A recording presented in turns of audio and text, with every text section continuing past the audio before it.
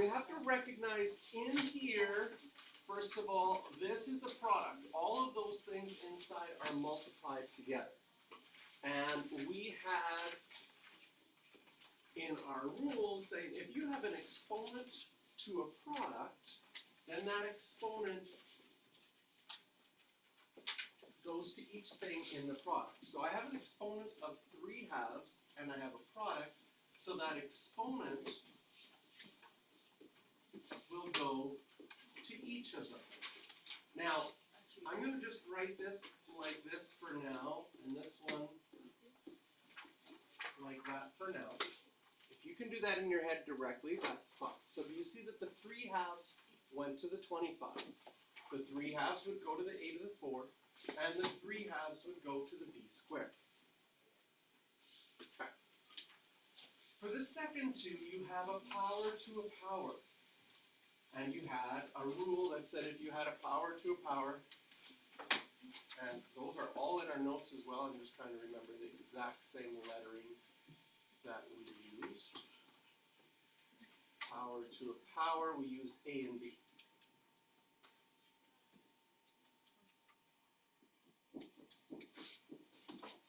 So if you have a power to a power, then you multiply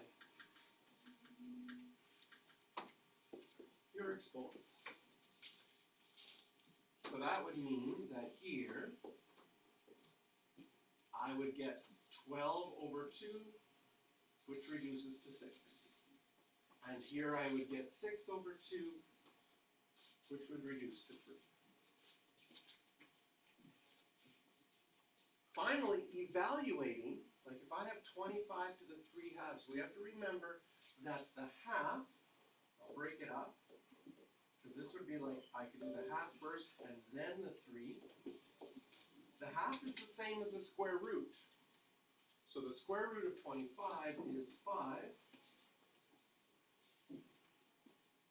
And 5 cubed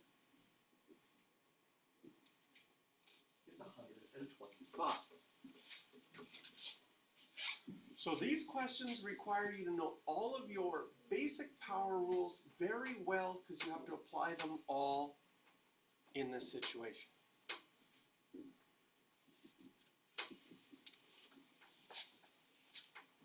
So we've got 3 more to go. Everybody ready on this one?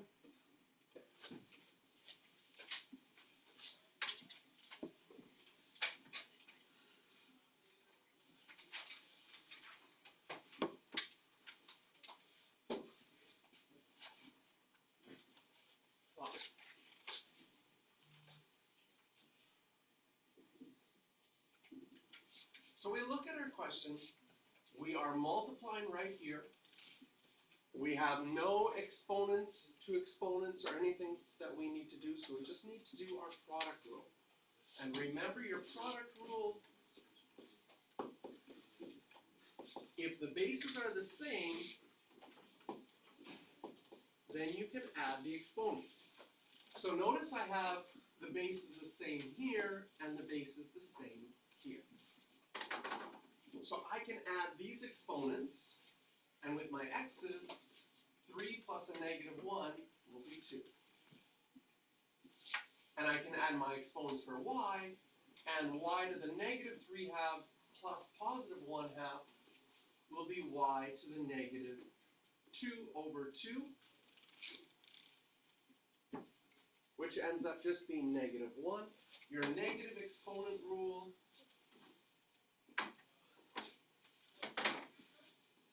if I have y to the negative 1, I can move that to the other side of the fraction and make it y to the positive 1. You wouldn't have to write that little 1 there, because if you just write a y, it means that there's 1 of them.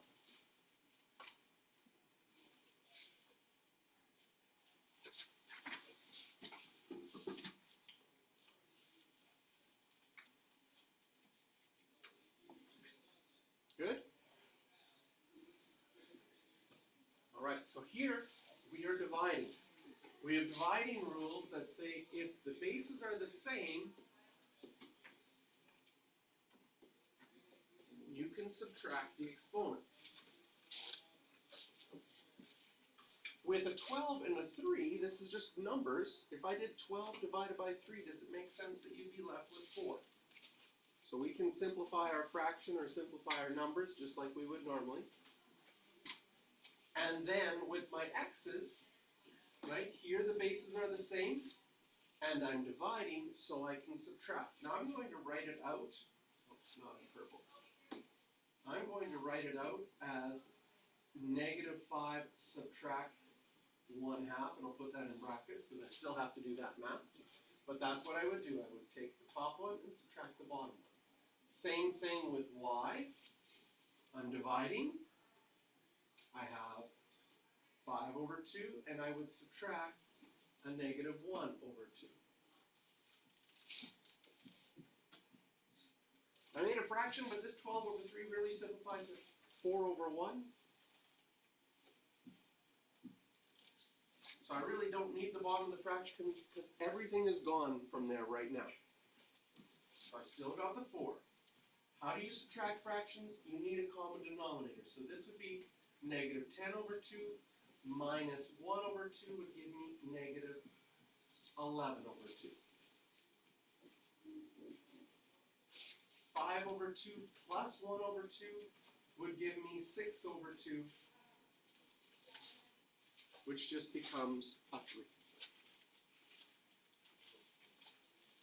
And finally, if you have negative exponents, because some questions on your quiz said you have to write everything with positive exponents.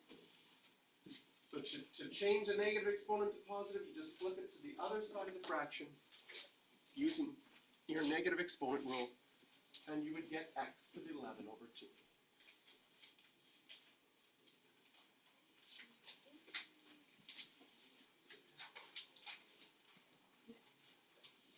Each exponent rule on its own isn't very hard, but they get a little bit complicated when they all get combined together.